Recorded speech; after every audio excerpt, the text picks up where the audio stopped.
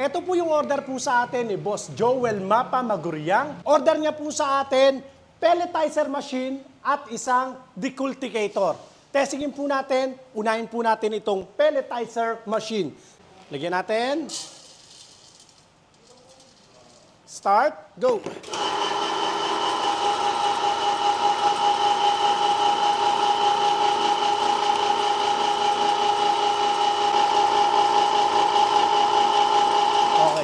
Tingnan nyo po yung kanyang nagagawang pellet. Oh. Hubog na hubog po ang pagiging pellet po niya. Sa pellet pa lang po na lumalabas, ma-identify mo talagang quality control. Ngayon medyo mahaba-haba po siya ng konti. Pag yan po naman po kasi ginalaw po natin, halimbawa, ginanyan lang natin, ayan po.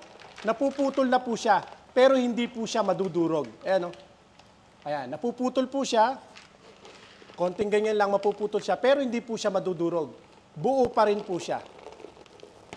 Sa lahat po ng mga interesado, pwede po kayong mag-text sa ating numero na naka-flash po dyan sa inyong screen. Ano nga ba ang kaibahan ng ating pelletizer machine? Ang pelletizer po natin, 100% copper wire po siya. At ang kagandahan po nito 4 horsepower po yan. 4 horsepower at ang kanya pong roller, 3 na po ang roller po niya. Kaya napakabilis po niyang gumawa ng pellet. Pwede po kayong mag-comment sa ating pong YouTube channel o kaya ay mag-message sa ating pong Facebook page. At pwede nyo rin po akong i-follow sa ating pong TikTok account. Sa mga nagtatanong magkano po ang presyo po nito, 32,000 lang po yan. Maraming salamat po, Boss Joel. Sa susunod na video, abangan nyo po yung ating pong decultivator machine. Ingatan nawa po kayo ng Panginoon. God bless po.